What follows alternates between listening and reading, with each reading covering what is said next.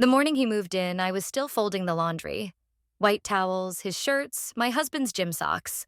All the fabric of our carefully structured life, stacked in color-coordinated piles. The dryer door clicked shut behind me, but the rhythm of his footsteps in the hall, unfamiliar, sharper than the weight of slippers I was used to, lingered. I didn't know then that I would learn those footsteps better than my own heartbeat. My husband had told me only 3 days earlier.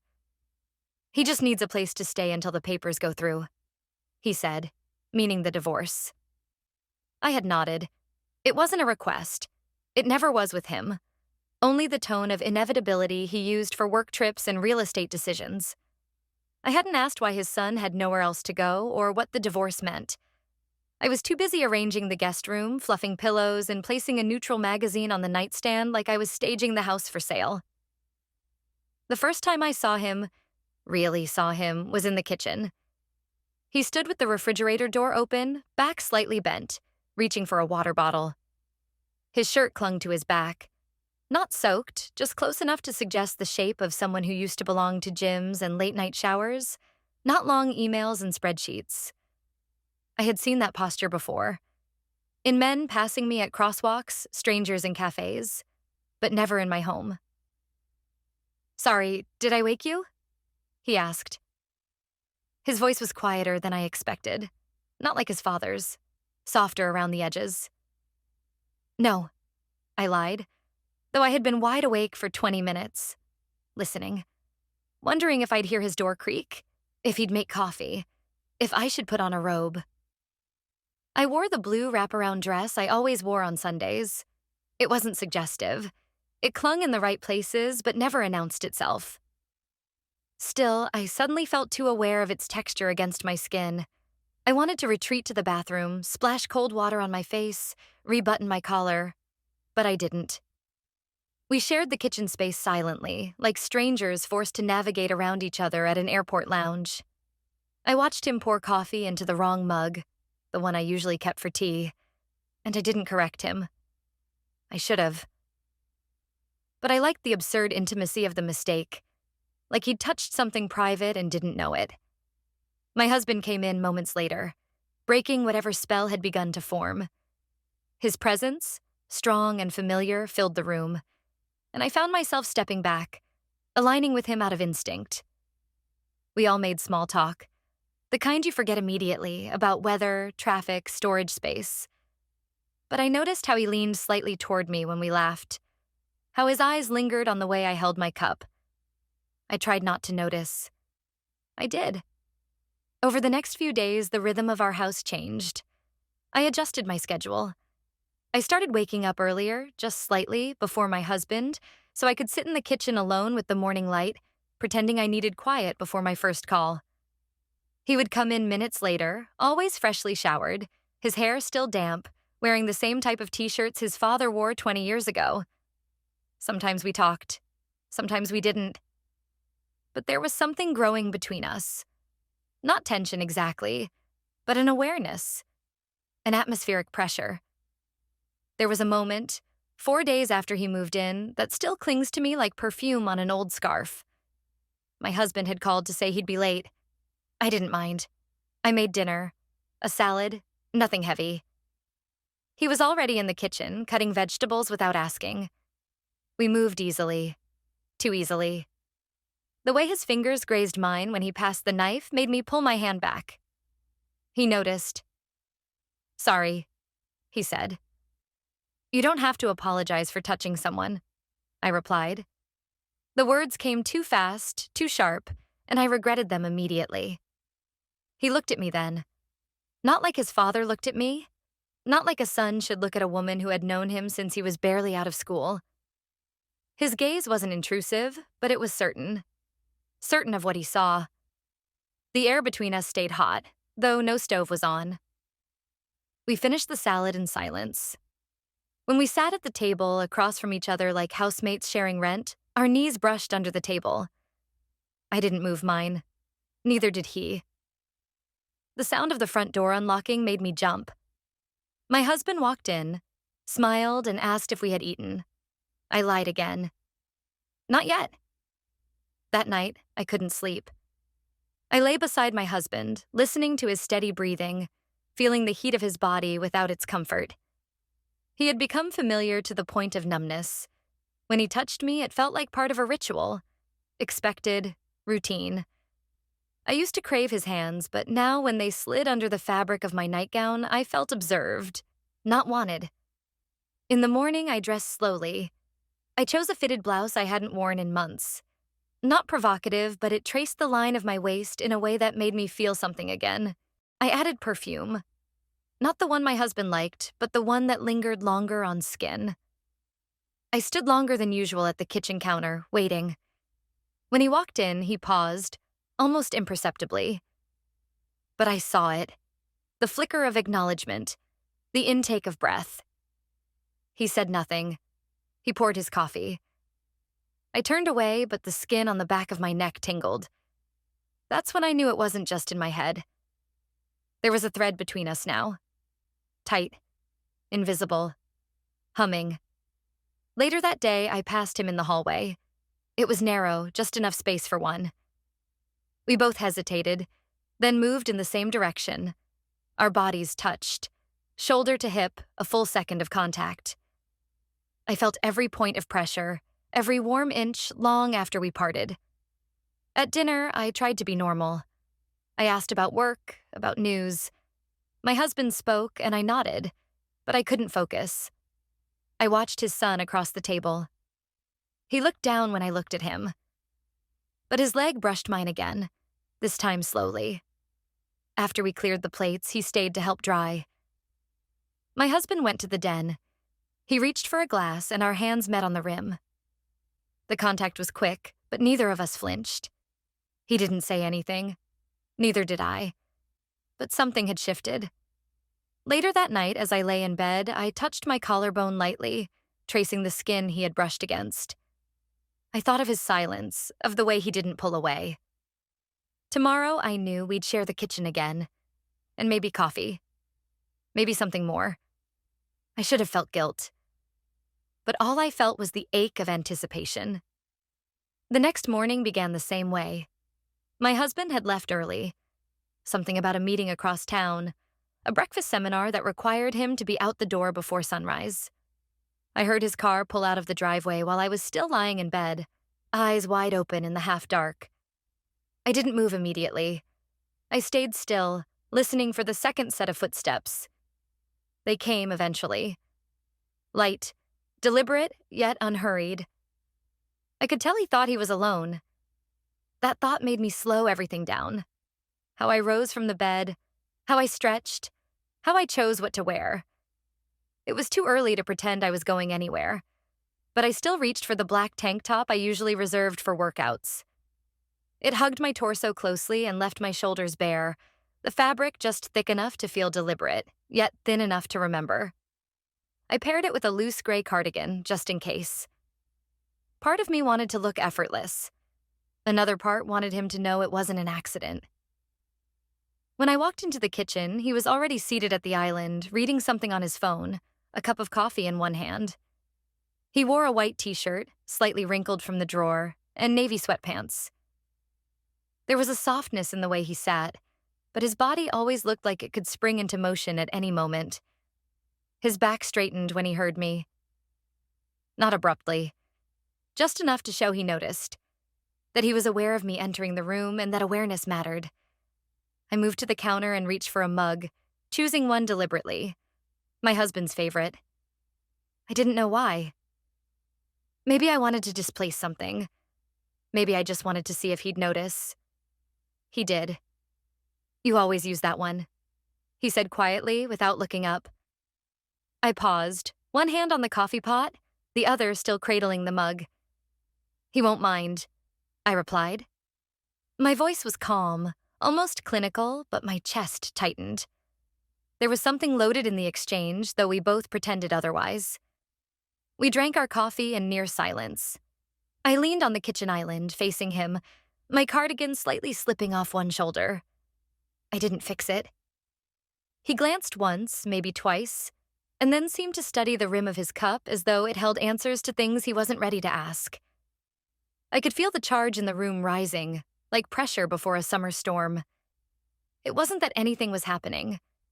It was that everything was just close enough to happen. I turned away, opening the fridge with an absent hand, pretending to look for something. I didn't need anything. I just needed the space to collect myself. When I turned back, he was still watching me, but now openly. His eyes held me. Not possessive, not inappropriate, just intentional. And in that moment, something gave way inside me. I placed the mug down harder than I meant to. The ceramic clinked against the marble. I felt my breath shorten, as though I'd come in from a run. I wanted to say something that would shift the room back to neutral, but there was nothing left to say. I moved toward the sink, and as I passed behind him, he turned, barely, subtly, enough so that his knee touched my thigh. It would have been so easy to pretend it was accidental. But neither of us moved. His hand rested on the edge of the counter, his fingers just inches from where my hips stood. I turned to face him, slowly. No words. Just that space between us. Tight. Unbearable. My breathing was uneven now, and I knew he could hear it. The kiss came like instinct. No warning, no buildup of poetic glances or whispered confessions. Just gravity. Just need. His hand brushed the side of my face, gentle but sure, and before I could think to stop him, his lips touched mine. The moment was suspended, quiet, warm, charged with everything we hadn't said. It didn't last long, maybe 5 seconds, maybe less. But it left me unmoored. I pulled away, not abruptly, not in rejection, but as if I'd stepped too close to a flame. I didn't look at him. I walked to the other side of the kitchen and stared at the window above the sink. My hands gripped the counter. I didn't know if I was shaking, but I could feel the energy running through me, frantic and wild. He didn't speak. He didn't apologize. He didn't retreat. Instead, he waited. And in his waiting, I felt seen. When I finally turned, he was still there, his face unreadable. I met his gaze briefly. Long enough to know he wasn't going to act like nothing had happened. Long enough to know I didn't want him to.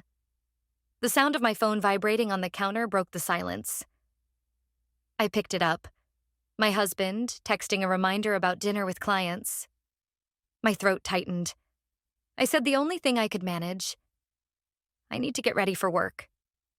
He nodded. Nothing more. No pressure. But as I turned to leave, I felt him watching me. And I wanted him to. The rest of the day passed in disjointed hours. Zoom calls, emails, the buzz of routine. But my body remained tuned to that morning. My lips still felt the ghost of the kiss. My skin remembered the nearness of his hand. In the late afternoon, I stood in front of my closet for too long. I didn't know what I was doing exactly. There was no date, no event. But I found myself reaching for a soft, lacy camisole I hadn't worn in years. I slid it under my sweater. It was for no one. But it changed the way I moved. At dinner, we all sat at the table as if nothing had shifted. My husband asked about my day. I answered. He talked about his project. I nodded. I poured him wine. He thanked me. A scene rehearsed 1,000 times. But under the table, my leg brushed against his son's again. Just once, lightly. This time, he pulled back. Not with shame, but with restraint. I understood that. The weight of waiting. The new boundary we had crossed and could no longer pretend wasn't real. When I cleared the plates, he followed me into the kitchen again. I didn't turn to look at him. I didn't need to. I could feel him behind me, just far enough not to touch, but close enough that the air warmed. I shouldn't have, he said finally. Quiet, honest. I closed the dishwasher, my back still to him. But you did, I replied, the words low, barely more than a breath. He didn't argue, didn't try to justify. Just silence. After he left the room, I stood there alone, hands on the countertop, staring at the reflection in the dark window. My face looked the same. My life, on paper, was untouched. but everything inside had shifted, like furniture rearranged quietly in the night. I went to bed without speaking. My husband kissed my shoulder before turning to sleep. I stayed on my side, eyes open, heart open, waiting. For what, I didn't know. But I knew what I had felt, and I knew I wanted more. The suggestion came 2 days later, slid into conversation over morning toast, the way he always introduced things he'd already decided. My husband, cheerful in that clipped, managerial way, announced a spontaneous weekend trip to the lake house. "It'll do us good," he said, buttering his toast with military precision. "Quiet, no meetings, just fresh air and some time to unwind." He didn't notice the tension that bloomed in my shoulders, or if he did, he mistook it for stress. His default explanation for anything not quite aligned with his expectations. He assumed I needed escape, and perhaps he was right. But he couldn't have known what I needed to escape from. I nodded. I smiled. I agreed. I packed the car later that evening with half attention, folding sweaters and pajamas with numb fingers while my mind spun in a closed loop. I told myself this would be good. Distance, change of scenery. I told myself I needed the cold lake air, the flicker of firelight, the dull ache of silence between trees. I told myself many things, but none of them matched the way my hands trembled when I found myself packing a set of silk lingerie I hadn't worn in over a year. I stared at it for a moment before folding it discreetly between a sweatshirt and a pair of jeans. Just in case. He offered to drive one of the cars, which made sense logistically, though my stomach twisted at the thought. I knew it would mean time together. Close, confined. Both of us pretending we didn't remember how the last shared space ended. But he didn't offer directly. He told his father first, something about needing to leave earlier, run an errand on the way. It was the neighbor who would ride with us for the first leg, dropped off at a nearby town. That meant a few hours together, a scenic detour, casual small talk in front of others. I sat in the passenger seat, arms folded tightly across my chest, eyes fixed on the road as houses blurred into forests. The neighbor chatted amiably in the back seat. I nodded at the right times, laughed once or twice, but my awareness of him was total. The way his fingers rested on the steering wheel, the low cadence of his voice when he spoke, the faint smell of soap and pine from his jacket that mingled with the car's stale air. I felt every bump in the road through the soles of my shoes, every shared breath through the recycled air vents. The windows fogged lightly from our collective warmth. When we dropped her off, it was almost evening. The sun dipped low, gilding the treetops with that golden light people in cities pay to see through hotel windows. The silence that followed was almost worse than the neighbor's chatter. I kept my gaze straight ahead, but my body leaned half an inch closer to the door, like proximity itself had become dangerous. "We'll be there in 20, he said finally, his voice low. I nodded. Good. We didn't speak after that. Just the steady rhythm of tires on gravel, the winding road tightening between tall trees. When the lake house appeared between branches, squat and quiet and wrapped in the early autumn hush, I exhaled for the first time in what felt like hours. Inside, everything was exactly as we'd left it months ago. Worn rugs, tall windows streaked with last season's rain, the familiar must of old wood and pine. My husband carried bags in, whistling. I moved through the rooms on autopilot, flicking on lights, adjusting blinds, opening windows to air the place out. Dinner was simple. Leftovers, wine, the soft clink of silverware against porcelain. My husband talked about a project, something technical and dense. I listened with half an ear, the other tuned entirely to the fact that he sat directly across from me, that our knees nearly touched, that he didn't look away as I lifted my wine glass, his gaze catching mine briefly over the rim. I looked down. I didn't drink. Later, when my husband yawned and declared he was calling it a night, I stood frozen by the sink, rinsing a dish that didn't need rinsing. I felt the quiet settle around us like snowfall. "I'll be out here for a bit," I said. My husband kissed my cheek absently and disappeared into the bedroom. The door clicked closed behind him. The fire in the hearth had nearly burned down. I added a log, watching the embers shift and flare. The air was dry and scented with cedar. I sat on the old armchair near the window, pulling the cardigan tighter around my shoulders, though I wasn't cold. I heard his steps before I saw him. He entered the room with caution, or maybe intention. I couldn't tell which anymore. He didn't ask if he could join me. He just did, sitting across from me in the low chair by the fire, elbows on knees, gaze locked on the flames. We didn't speak for a while. The silence was neither comfortable nor strained, just thick. He broke it. "Do you regret it?" he asked, eyes still on the fire. I didn't answer right away. I looked at him. His profile was all shadows. Sharp jaw, tired eyes, a kind of stillness that didn't belong to someone his age. "No," I said finally. Quietly, honestly. He nodded once. "Me neither." A log cracked loudly in the hearth, and I jumped slightly. He looked at me then, not smiling, not expectant. Just seeing me, really seeing me.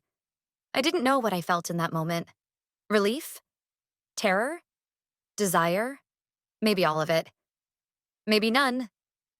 I stood to go, but I moved slowly, waiting, hoping for him to say something. To reach. He didn't. His restraint was both comforting and excruciating. I walked to the hallway, my bare feet soft against the cold wood. Halfway to the bedroom, I stopped. I looked over my shoulder.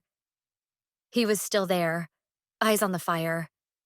I watched him for another second, then turned into the guest room instead of the one I shared with my husband. I lay on the unfamiliar bed in the dark, fully clothed, heart pounding. Not from guilt, but from wanting morning to come.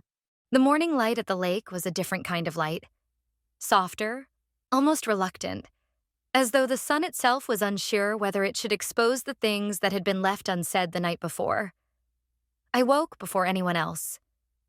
The house was still, the kind of stillness that came not from peace, but from suspended motion, like everyone was waiting for someone else to make the first move. I lay in the unfamiliar bed, the guest bed, staring at the ceiling. The sheets were colder than I was used to. The pillow smelled like dust and something faintly floral, a remnant of some summer past. I hadn't meant to sleep there. I hadn't planned anything. But once I turned down the hallway and saw the sliver of firelight leaking from the living room, I knew I couldn't slip into bed next to my husband with that glow still burning behind me. My body was sore in a strange way, not from exertion, but from stillness. My arms ached from tension. My throat was tight. My hips, when I sat up slowly, held a quiet ache as though they remembered something my mind was still trying to file away. I dressed in silence. Leggings, a soft sweater, no makeup. I tied my hair back, not because I was going anywhere, but because I didn't want to feel it on my neck. Everything I did that morning was calculated to make me invisible, as though if I moved lightly enough, if I didn't open my mouth, I could make myself vanish. I didn't want to be looked at. Not yet. But when I stepped into the kitchen, he was already there. Again, already moving. Coffee pot on, 2 mugs beside it, like he'd anticipated more than just his own morning. He didn't look surprised to see me. Just offered a nod and turned his attention back to the boiling water. I didn't speak. I stood in the doorway and watched the tension in his shoulders, the precise way he moved, the way he avoided meeting my eyes. I wasn't used to that. Since he moved in, it had always been me dodging his gaze, trying to suppress the weight of it. But today, it was different. He was careful. It wasn't guilt. It wasn't shame. It was restraint. He handed me a mug without a word. Our fingers touched briefly, the kind of brief that somehow lasted in my blood long after the contact ended. I stepped back, sipping, feeling the heat roll through me, anchoring me to something real. We stood in silence for several minutes, 2 people pretending they weren't aware of every inch of space between them. "You slept in the other room," he said eventually, still not looking up. "I didn't want to wake him," I replied. It was a lie. He knew it. I knew it, but neither of us corrected it. Later that morning, my husband emerged, energetic and oblivious. He suggested a hike, something light, just around the perimeter of the lake.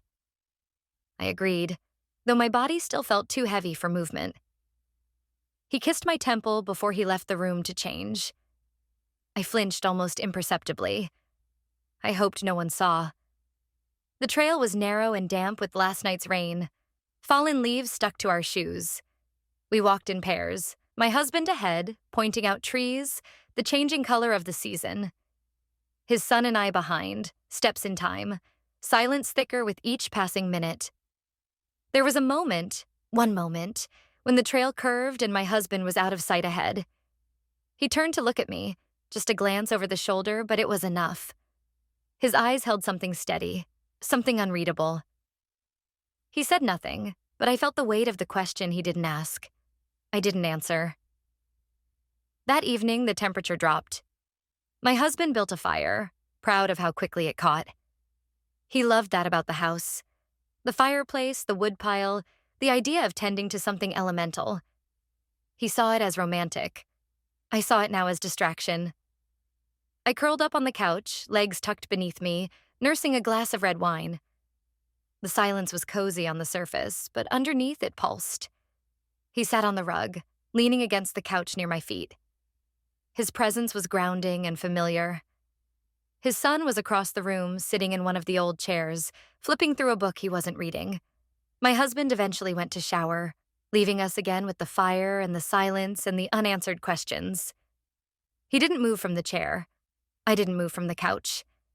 But the distance between us was starting to feel like a thread stretched too tight. "I've been trying not to think about it," he said. I let the words sit for a moment, swirling in the space between us like smoke. "Has it helped?" I asked. He shook his head. Barely. The silence that followed wasn't awkward. It was heavy. It carried the weight of things we couldn't say. Not here. Not now.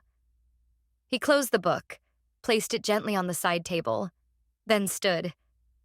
For a second, I thought he would leave the room. But instead, he stepped closer. He didn't sit beside me. He didn't touch me. He just stood there, his presence near enough that I could smell the faint trace of his skin, his soap, the fabric softener on his shirt. I could feel him looking at me. I kept my eyes on the fire.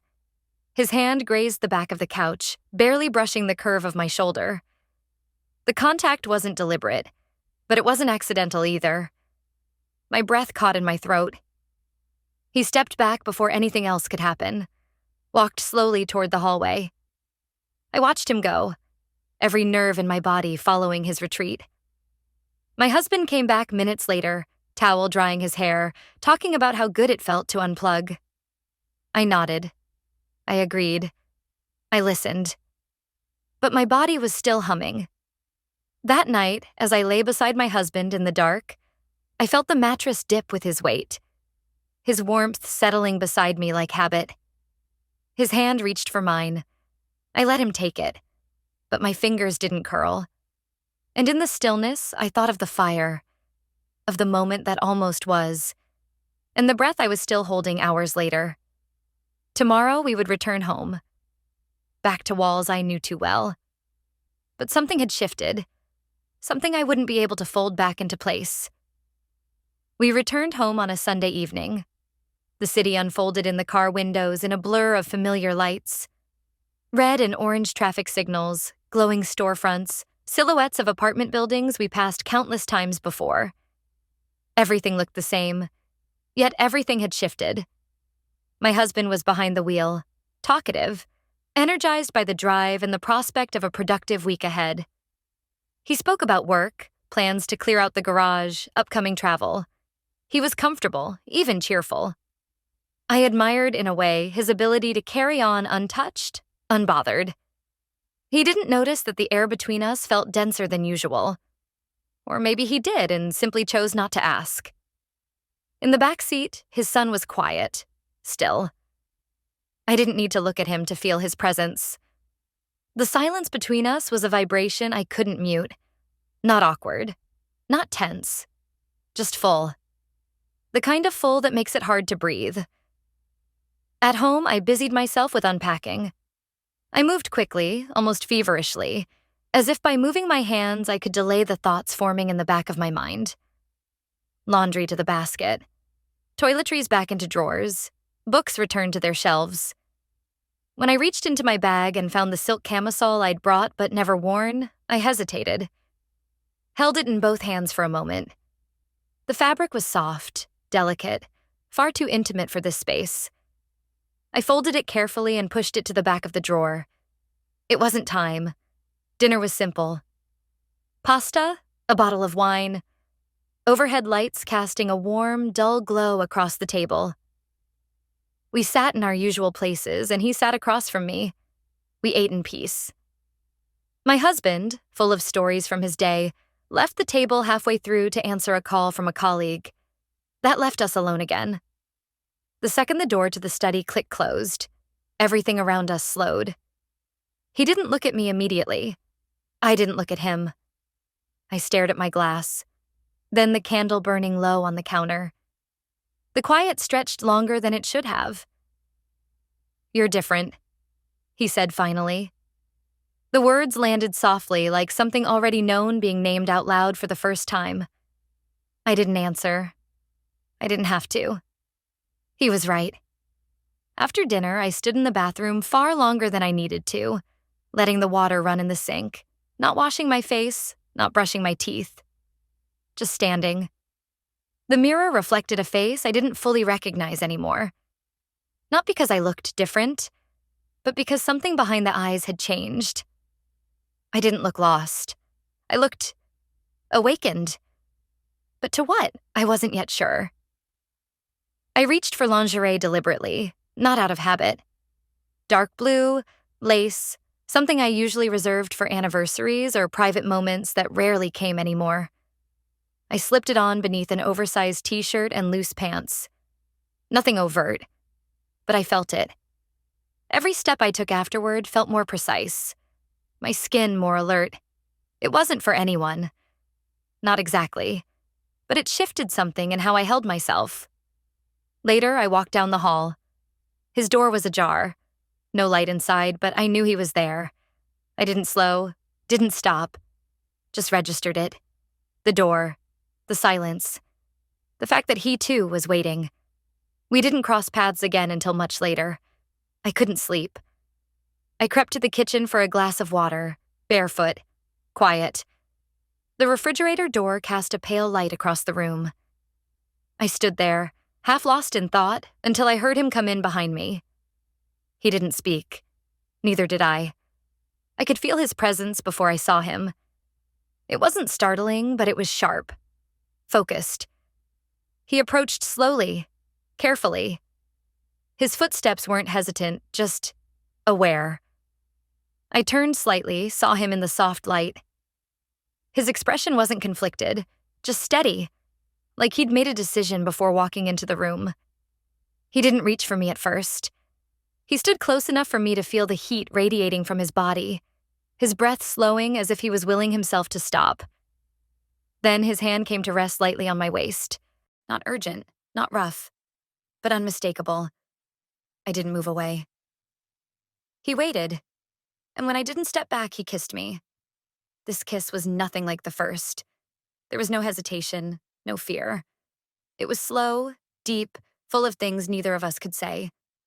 It tasted like recognition, like hunger, like two people letting go of every barrier they had tried to keep between them. When it ended, he didn't linger. He pulled away gently, eyes locked on mine for a moment that stretched. Then he turned and walked out of the kitchen, leaving me there, heart pounding, lips tingling, every nerve in my body lit from within. I stood for several minutes before returning to my bedroom. My husband was asleep, facing away, his breathing slow and even. I lay down beside him carefully, not wanting to disturb the illusion. I stared at the ceiling in the dark. I could still feel the weight of the kiss, still taste it, still sense the shape of his hand at my waist, the memory of the moment branded beneath my skin. This was no longer a mistake. It was a line we had stepped over. And now, there was no turning back. The days that followed passed in a peculiar kind of stillness. Nothing appeared different from the outside. Breakfast was made, the laundry folded, emails answered with the same polite efficiency as always. The dog barked next door, the leaves turned more orange, and the air began to hold that familiar early autumn chill. Everything in our world continued as if no line had been crossed, no lips had met in the darkness of the kitchen, no breath had caught in a silence thicker than words. But inside me, everything had shifted. I became hyper-aware of my movements, of time, of space. I noticed how close I stood to him, how long our eyes met, how his presence altered the molecules in every room we occupied. The nearness was unbearable now, not because it felt wrong, but because it felt like waiting. Constant, maddening waiting, like sitting in a car with the engine on but nowhere to drive. I told myself I needed distance. That morning, I cleaned the house from corner to corner, not because it needed it, but because I did. I pulled every sheet from the bed, wiped baseboards, rearranged the spice rack, as if order could mute desire, as if discipline could dull the echo of his hands on my skin. It didn't work. In the afternoon, my husband came home early. He brought takeout from my favorite place, something he rarely did without occasion. He smiled, kissed my cheek, told me I looked tired and beautiful at the same time. And I stood there, dish towel in hand, unable to meet his eyes for more than a second. I wanted to be grateful. I wanted to feel warmth. But all I could feel was the comparison. How his touch had become familiar, functional, like punctuation at the end of a sentence I'd read 1,000 times. That night, he reached for me in bed. Not urgently, but affectionately, with the kind of comfort built over years of habit. I let him because it was easier than explaining. Because it was what was expected. Because somewhere deep inside, I still wanted to feel something. But I didn't. His hands were gentle, practiced, but my skin felt muted beneath them. My body responded out of rhythm, like a song played too slowly. I watched the ceiling in the dark as he moved against me, his breath warm near my ear, his voice whispering words I barely registered. My mind had drifted elsewhere. Not to guilt, but to memory. To the way my lover's hand had touched my waist like he wasn't sure if I would let him. To the gravity in his silence, to the hunger in that kitchen-lit kiss. When it was over, he kissed my shoulder and turned over with a satisfied sigh. I lay still, eyes open, fingers curled lightly over the edge of the sheet. The contact had left no trace. My body, once eager, now felt like a room after guests had left. Tidy, cold, uninhabited. The next morning, I dressed in silence. I chose a black turtleneck, one that covered my collarbone completely, and pants that fit too well to be accidental. I spent an extra 5 minutes on my makeup. Not because I was trying to attract anyone, but because I needed armor. In the kitchen, he was already there, pouring coffee, back turned. The familiarity of the scene was almost unbearable. The way he moved, unhurried, careful, aware. He handed me a cup without meeting my eyes. Our fingers touched again. Lightly. Too lightly. We didn't speak. That day I tried again to return to the version of myself I had been before he moved in. I worked late. I rearranged files that didn't need rearranging. I organized a drawer in the hallway that had gone untouched for years. I considered calling a friend, but realized I didn't know what I would say. That I had kissed someone? That I had kissed my husband's son? That I had wanted it? That I still did? Instead, I wrote. Not a letter. Just sentences. Lines. Words. I wrote down what I wanted to say to no one. Words like warmth, aching, skin, silence. Words that weren't confessions, but warnings. I didn't sign my name. When I closed the notebook, I felt emptier than when I began. That evening, we sat together in the living room. My husband scrolled through a news app, occasionally reading headlines aloud. I nodded, smiled, offered a comment now and then. He seemed satisfied with our exchange, never noticing that my eyes never left the pages of the magazine I wasn't reading. I could feel him watching me from across the room. His son, not his father. Every time I glanced up, he was quick to look away. Later, when my husband left to take a call on the porch, I went into the kitchen. I didn't expect him to follow, but he did. The moment we were alone, the air became dense again. Not with guilt, with everything else. He leaned against the counter, arms folded. I busied myself with nothing, checking the fridge, moving a cup, opening a drawer. He watched. Then, finally, he spoke. "You're not okay." It wasn't a question. I didn't respond at first. I was too afraid my voice might betray me.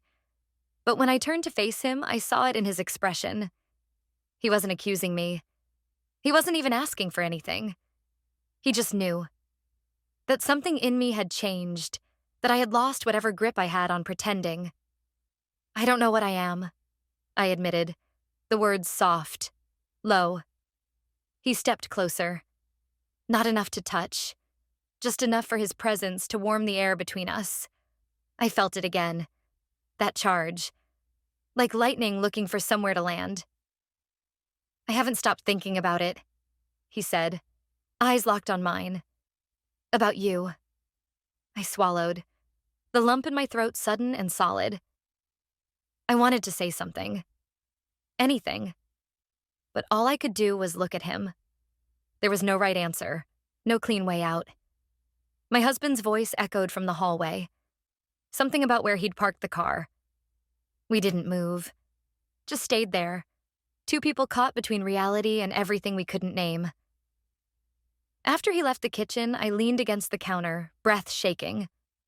I closed my eyes and tried to summon the version of me that knew how to live a simple, quiet life. The version who made grocery lists and folded towels with care. But she was slipping, fading, and in her place stood someone I didn't recognize. Someone who had tasted something electric and wanted more. It happened on a Tuesday. A Tuesday so ordinary it nearly disguised the decision that would follow. The sky was overcast, pale gray without drama, and the air carried that late October chill that suggested the first frost wasn't far off. I was wiping down the counters when my husband walked in, briefcase in hand, tie loosened, face lit with something close to pride. He told me he was leaving for a week. Not leaving, of course. Not in the sense that mattered. Just a conference, an opportunity. "A few nights in Chicago," he said. "Networking, workshops, dinners." He kissed my cheek as he spoke, already dialing into something on his phone, already gone in all the ways that counted. I nodded, smiled, asked all the right questions. "How long? Who else is going? Will it be cold?" I even touched his wrist lightly, the way I used to when we were dating, before children and renovations and anniversaries. He smiled at the gesture, kissed my forehead, told me I was sweet. He didn't ask whether I would be okay here alone with his son. He didn't consider it. It wouldn't have crossed his mind. Why would it? That night, I lay beside him, staring at the ceiling again, listening to the sound of him breathing in his sleep, deep and content. I counted the hours before his flight, the tasks I would pretend to keep busy with, the moments I already knew I wouldn't be able to control. The morning he left, he was gone before sunrise. I didn't get up to see him off. I heard the door close softly, his suitcase rolling over the porch. Then the engine starting, fading down the street. And then, silence. The house was different without him. Not quieter, not emptier, just unguarded. There was no longer anyone keeping the balance in place. No longer the structure of three around a dinner table, three passing in the hallway, three existing around each other with practiced rhythm. Now there were two. I made coffee, lingered too long by the window, stood barefoot in the kitchen without turning on the lights. I wasn't waiting. Not exactly. But I didn't move until I heard footsteps on the stairs. He appeared without a word, his hair still damp from the shower, sleeves pushed up. He looked at me the way he had the night in the kitchen. Unspoken, steady, a kind of pull I couldn't resist anymore. I handed him a mug without meeting his eyes. His fingers grazed mine. This time, I didn't pretend not to notice. We spent the morning in silence, each in separate rooms, pretending to work. The walls felt thinner. I could hear every creak of the floorboards, every shift in the chair upstairs, every movement he made as though it were inside me. By afternoon, I stopped pretending. I turned off the screen. Let the unread emails stay unread. I sat on the edge of the bed and looked at myself in the mirror for a long time. My reflection didn't look guilty. It looked expectant. It looked ready. I put on the camisole I hadn't worn in years, the one I packed for the lake house but never had the nerve to use. I layered it under a simple cashmere sweater, soft to the touch, barely clinging to the shape of my body. I wore no makeup, just lip balm, just enough to feel like I had done something deliberate. The moment came late in the day, after sunset. The house smelled like rosemary and garlic. He had offered to cook, and I had said yes, not because I was hungry, but because I couldn't think of a reason to say no. We ate in the dining room with the lights low, the windows reflecting only our own outlines. The food was warm, earthy, comforting in a way that made me ache. We didn't talk much. I complimented the meal. He nodded, smiled faintly. We sipped wine. We didn't pretend anymore. There was no more pretense.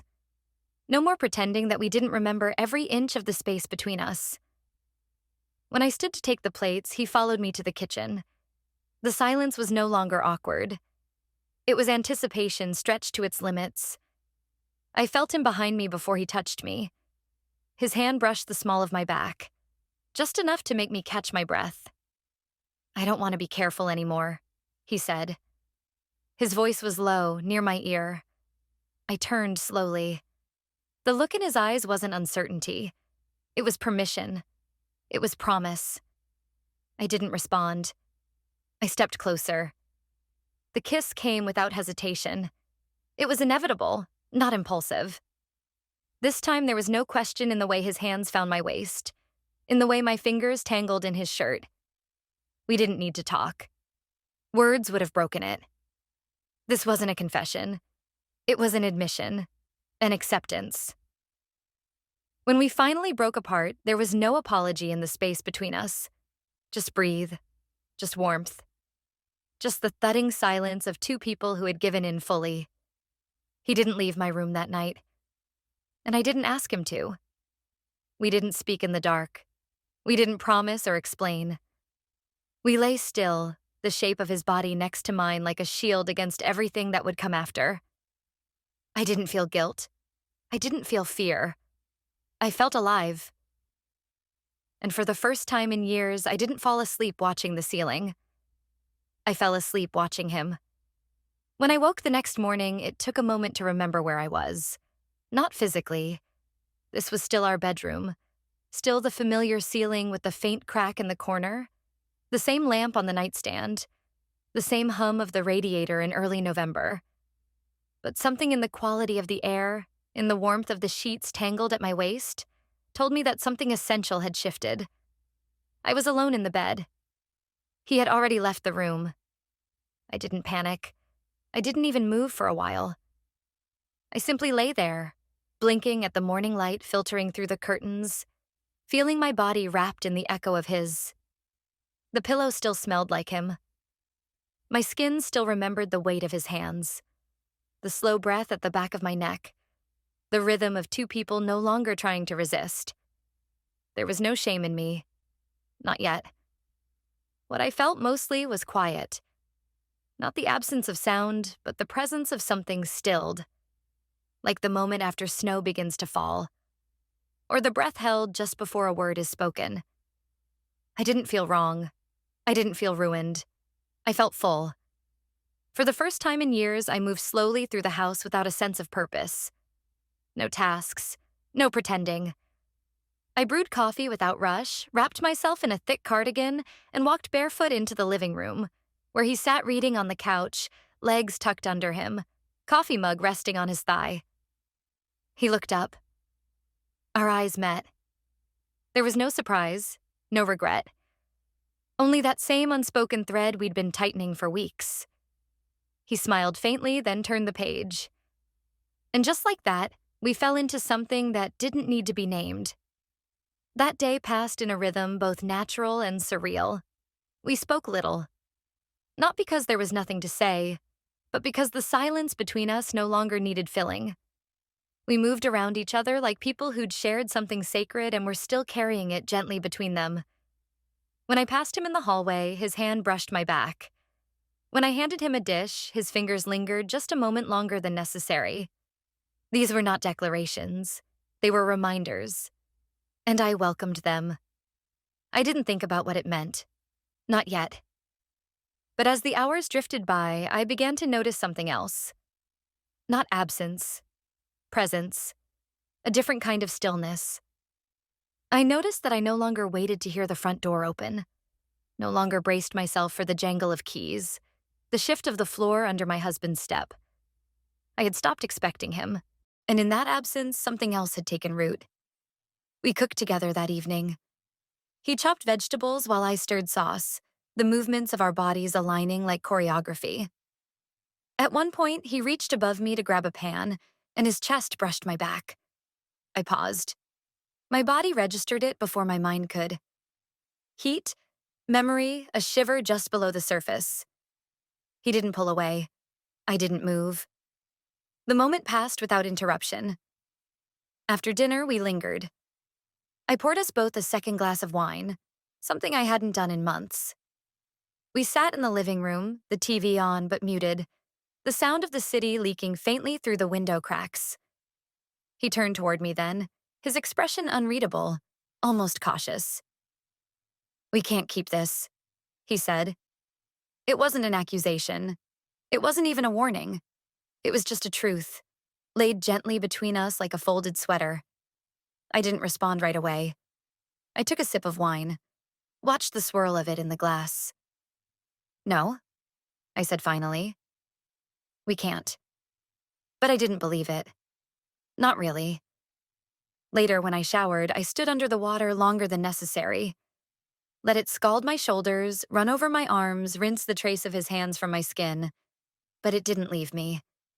Nothing physical could undo what had settled inside me. That night, he didn't come to my room, and I didn't go to his. Not out of guilt, out of understanding. We had reached a point where silence meant more than touch, where restraint didn't mean hesitation, but reverence.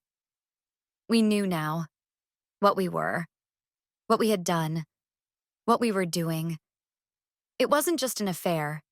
It wasn't a thrill. It wasn't a mistake. It had become part of us. A quiet knowing that followed us through each hallway, each shared breath, each glance over the edge of a coffee cup.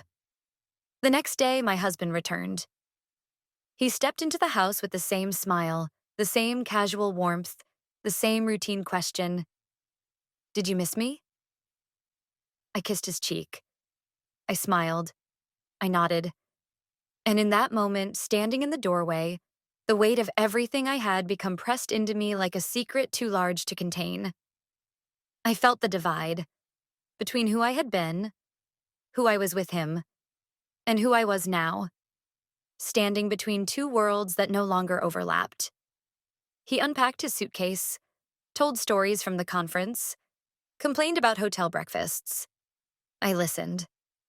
I offered the right words, the right laughter, the right rhythm. I was good at this. I had always been good at this. But all the while, I felt his son watching me from the other side of the room. Not possessively, not expectantly, just knowing.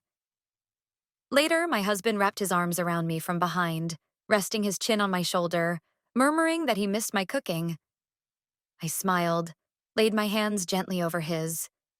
And yet, I was already gone. Gone in the way you go when you've once been seen, truly seen, and you can't pretend to be invisible again. The three of us sat down for dinner that evening. Plates, glasses, silverware clinked. Words filled the air. But something else sat at the table with us. Not guilt, not betrayal, just truth. Silent, constant, and impossible to unsee. I often wonder now if anyone else would have noticed the change in me. Not a stranger on the street, not a colleague on a video call, but someone who had once truly known me. My mother, perhaps, if she were still alive. My sister, before the years dulled our closeness into obligatory check-ins. A friend from my university days, someone who'd seen me before I became wife, hostess, caretaker, shadow. Because something in me has unraveled, not destroyed, not broken, just come undone in a quiet, private way. The stitching that once held together the performance of my life, how I moved, spoke, responded, has loosened, and I no longer rush to fix it. I wake each morning now not in panic, but in stillness. I dress as I always have. I cook breakfast. I pack a bag for yoga I won't attend. I greet my husband with the same soft smile, the same tone I've used for years. I listen to his plans for the day. I ask the right questions. I nod. But inside, I live somewhere else. He doesn't know. I don't think he could. His world is intact, unthreatened. He still kisses me when he leaves, still asks what I want for dinner, still laughs at television shows as though laughter hasn't become foreign to me. His son and I are careful now. Incredibly, exhaustingly careful. We no longer touch. Not in ways that could be noticed, not in ways that could be named. There are no more stolen kisses, no more whispered sentences in the dark, no more footsteps in the hall at night. But in every room, I feel him. When I pass by him in the kitchen, the hairs on my arms rise. When I hand him a dish, I feel the tremble in my wrist. When he says, "Thank you," I hear everything behind the words he doesn't say. I see it in the pause before he leaves the room, in the way his gaze always drifts toward the window as though watching for something we both know will never come. We don't talk about it. We haven't since the morning after my husband returned, but it lives between us now. This silent, aching truth. Not a weight, a presence, like a second heartbeat. There are moments I forget, moments I pretend. Like the Sunday afternoon we all drove to the farmer's market together, plastic bags of apples and herbs weighing down my hands, the sun warm on my shoulders, the three of us laughing as we struggled to pack everything into the trunk. My husband kissed my cheek before taking the cart back. His son caught my eye in the rearview mirror, and for a breath, the world held still. I imagined, for one reckless moment, what it would be like to keep moving forward in that direction. What if we just kept driving? What if we found somewhere far enough that names and roles and expectations no longer held power? But the light changed. The car moved. The day continued. Later that evening, I stood in front of the mirror again. I wore the same blouse I'd worn 100 times. The same earrings. The same neutral lipstick. But under it, I wore the same lace camisole from that night. I don't know why. It wasn't for him. He wouldn't see it. We wouldn't be alone. But I needed to feel something against my skin that reminded me I was still capable of choosing. My husband walked in behind me while I was brushing my hair. "You ready?" he asked, already buttoning his cuff. I nodded. Almost. He smiled. "You look nice tonight." I thanked him. He didn't notice the pause in my voice. That night at the restaurant, we met friends. We toasted promotions, laughed at old stories, discussed news headlines and vacation plans. I played my part so well I almost believed it. Almost. But every now and then, I'd catch myself drifting. Not toward fantasy, not toward guilt, but toward memory. Not of one specific moment, but of what it felt like to be wanted in silence. To be known without having to speak. To be undone, not by hands or heat, but by being truly seen. And now I live with that knowing. Not regret. Not longing. Just the irrevocable shift that comes from crossing a line you can never uncross. A line not of action, but of becoming. because the truth is this: it wasn't the kiss that changed me, or the night, or the ache. It was the fact that I let myself want something again. And now, even when I walk through my days in the same shoes, in the same rooms, among the same people, I'm no longer who I was. At dinner, my husband touched my hand across the table. I smiled. But later, when we returned home and I undressed quietly in the dark, hanging my blouse on the hook, I didn't remove the lace camisole beneath. I slid into bed beside him, his breathing already steady, his body turned toward sleep. And I closed my eyes, not to rest, but to feel, to remember, to carry gently the secret that had become a part of me, a truth without a future, a wound without a scar, a fire still burning quietly behind my ribs,